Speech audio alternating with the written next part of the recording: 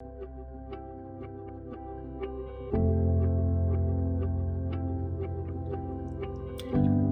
beautiful artists. I'm Kelly Hernig, and welcome to my 100-Day Project. On Mondays and Thursdays, we'll be exploring 3 colors, then paint a subject to see what magic they create.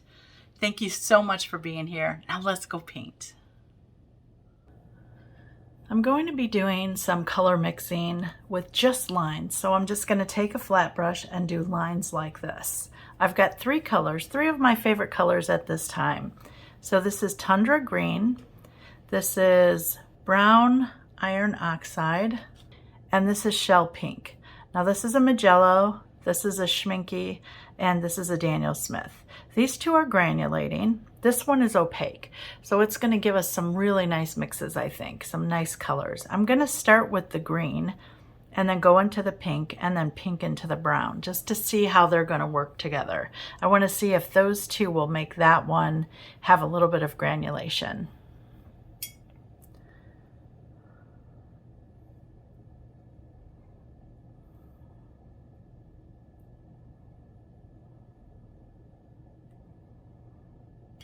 Remember, it's watercolor, so you want to make sure that you've got a lot of water there.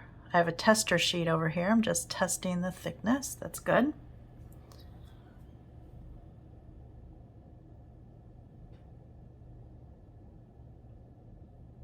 And I kind of like for it to go dark to light. And now I'm going to slowly add the pink. And you want to see this puddle change.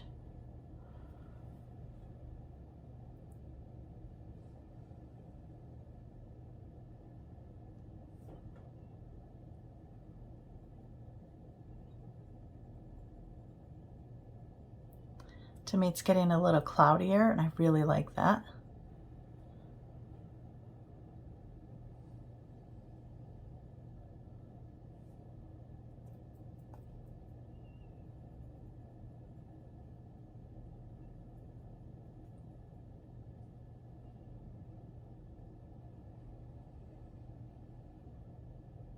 Now see how the ends there, they're leaving little marks. I don't mind that.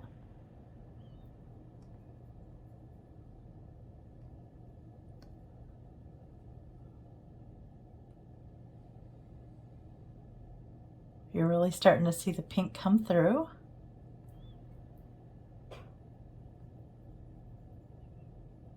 Need a little bit more water. It's starting to stick. I could feel it's not going as smooth as I want it to go.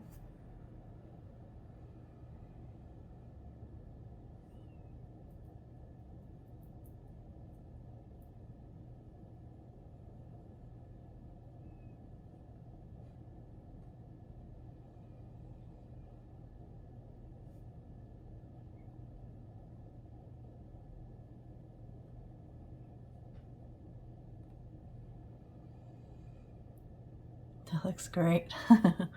Now I'm going to do a final pink by itself.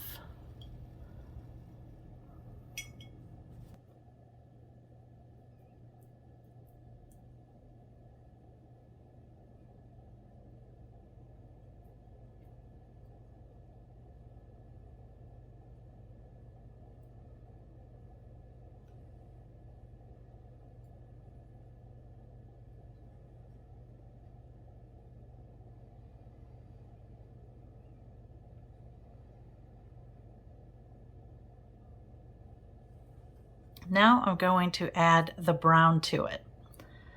So this brown is pretty strong.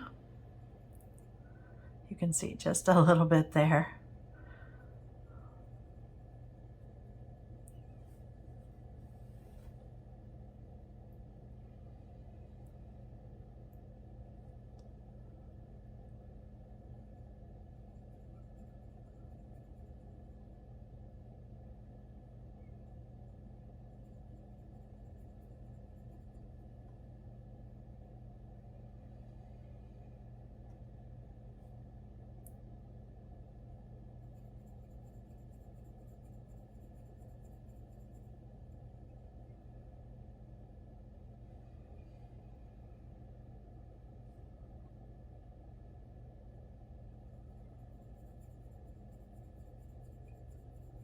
I love the color that that's creating, kind of a like a pale burnt sienna color.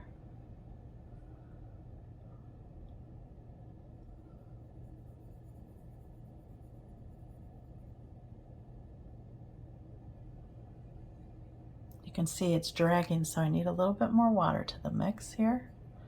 Let me do that one again. There we go, much better.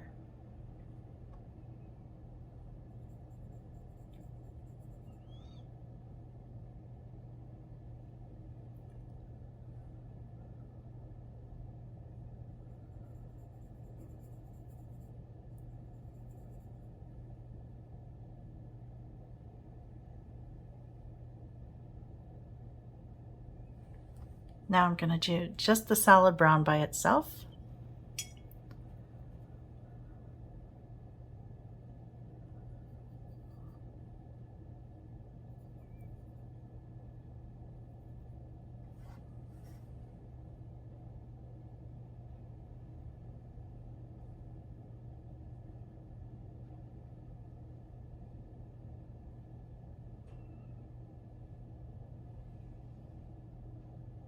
There you go.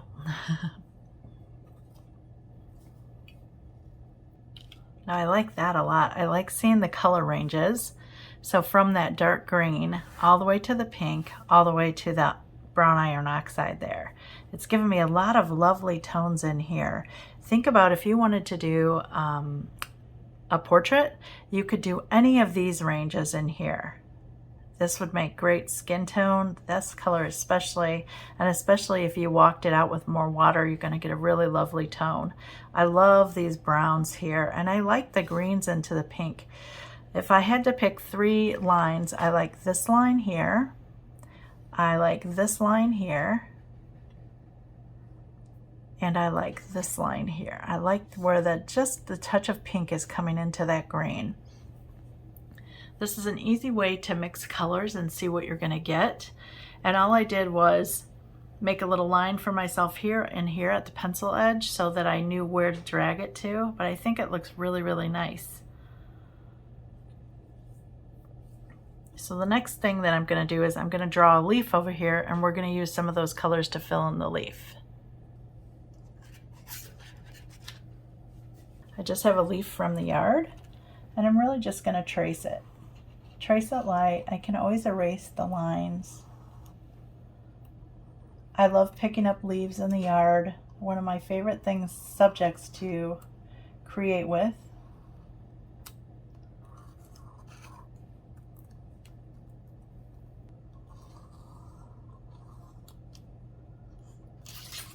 Okay, if your lines are too dark, I would just take a little kneaded eraser, and you can roll it if you want.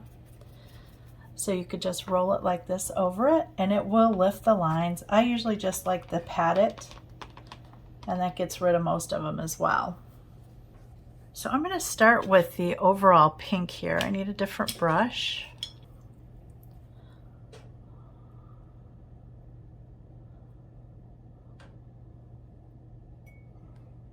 Oops.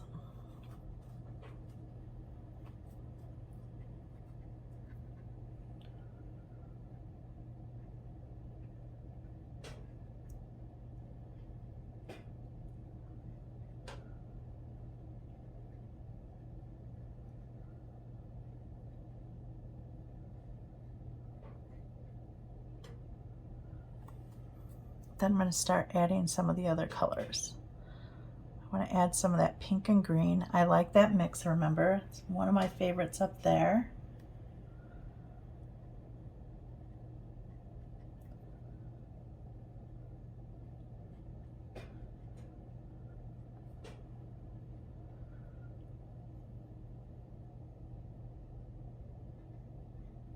You can add a little more green. Let's make it a little deeper.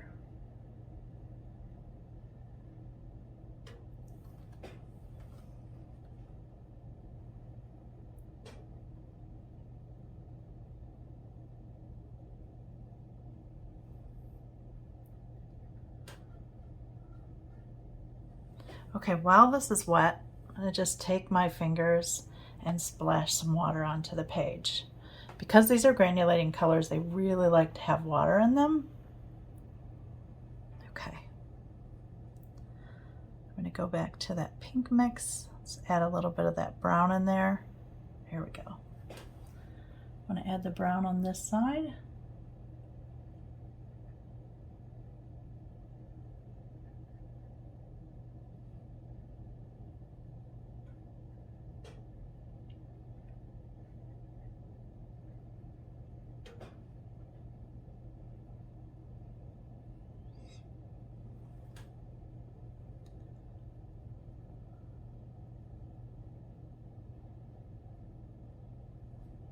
I like how that's mixing.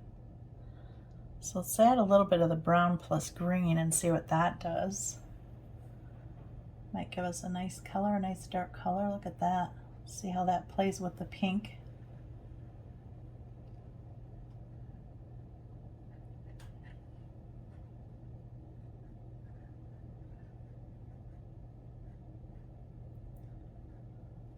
Okay, before that dries, again, I want to get some water on it.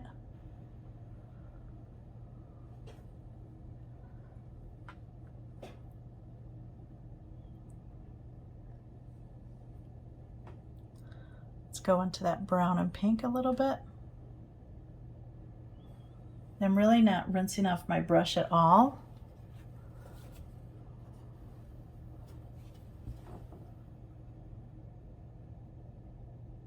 Because this is about these colors mixing together and to see what we can get. I want some straight pink in there now.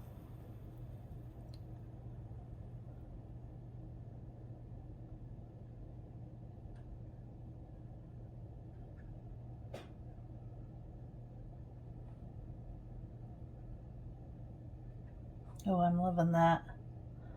Let's add a little bit of water there.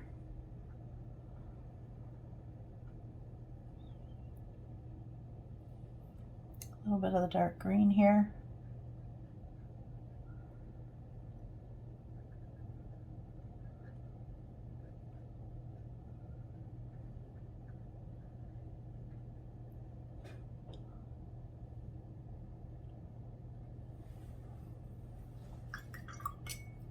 Okay, I want to add some brown to this side, I think. Maybe the brown and pink together.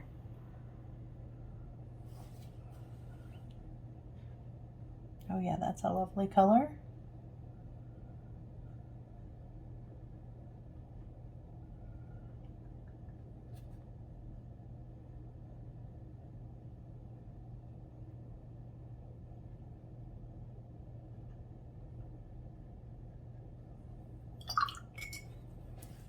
I want some of that just plain pink.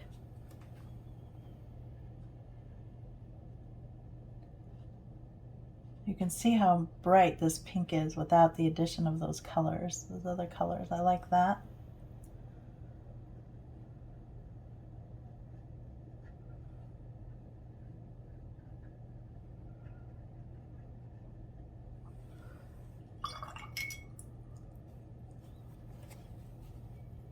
Again, splashing some water on.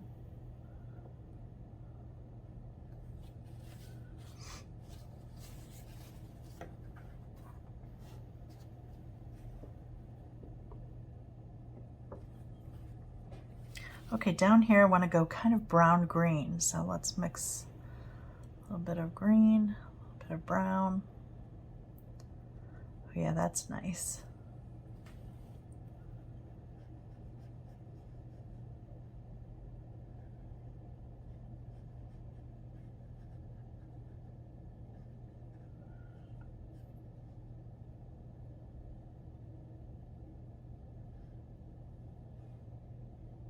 Touch a little bit of that pink in there.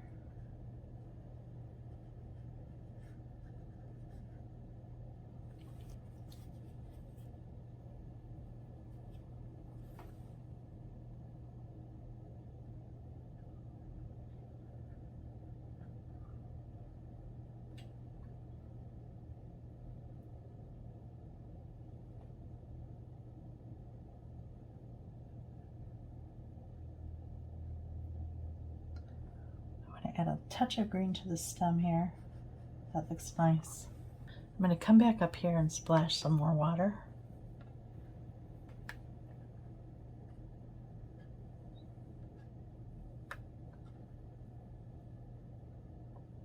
Okay, we're gonna let that dry and see what happens.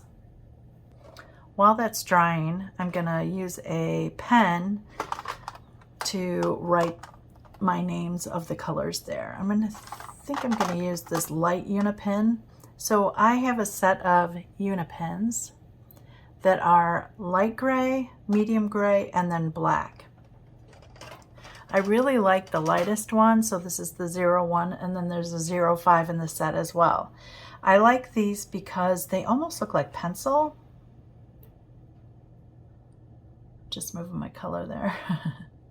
They almost look like pencil and they're light. And so I want you to see the color first, the color swatches. I don't want you to see the writing first.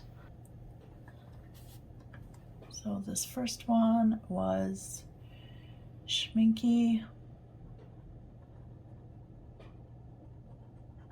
Tundra Green,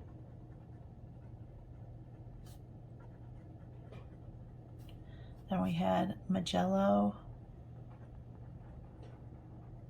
Shell Pink,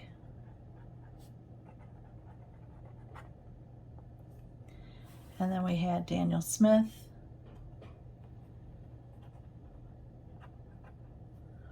Brown Iron Oxide.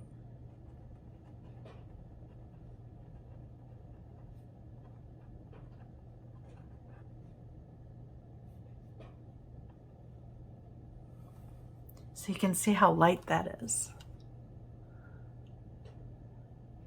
And that's what I really like. Because I use granulating colors here, I don't like to blow dry my colors, so I'm just going to let it air dry and then I will come back and show you when it's finished. So my piece is dried, well, dried enough for me to show you, and you can see by splashing I'm getting all of these peaks and valleys. So by that I mean dark sharp areas, so that is a peak. A valley is where it goes softer, so where you're seeing a little more blurring of the colors, blurring of the edges, and I really like that. So I'm looking at our color chart here and I see a lot of those colors in here. Now you can see that the green and the brown granulated more here than here. And remember, granulation needs water to kind of spread and develop a little bit more. So I didn't get any of that here because my mixes were kind of dry. So note to self, next time use more water, and then I would have seen more of the granulation that I'm seeing in here. So let me bring you up. Can you see the granulation here? It's all those little dots. So those are falling into the paper crevices, and that looks really nice. I've got a little bit over here and then a little bit up here as well. But I'm really, really pleased with that. I love the effect. I love the little splash edges coming out. If you didn't like that, you could always get it wet or scrub a little with this brush and some clean water. Just scrub it. Let's see if we can get rid of one here. So I'm just gonna lay some water here and just lightly scrub it. You wanna make sure your water is clean. And I'm just going to lay some water right at that edge. Let it kind of soak into the paper, and then let's lift it. And you can see that cleaned it up pretty nice. I wouldn't scrub again. I would let it dry and then do the same technique again. If you keep scrubbing, what happens is you ruin the texture of the paper, and you don't really want that. So I'm always gentle with watercolor paper. I scrub once, let it dry, and then scrub again if necessary. You could always get out your white Posca pen or a white jelly pen too and fix it if it really bothers you. But I kind of like where it goes outside. It shows it's a messy thing. You can see this is not a perfect leaf. It's got all kinds of little battering from being in the fall, and I just really think that that represents it really well. So I hope you enjoyed doing this simple color chart with me and then turning around and using it in a subject, which makes it all the more worth it.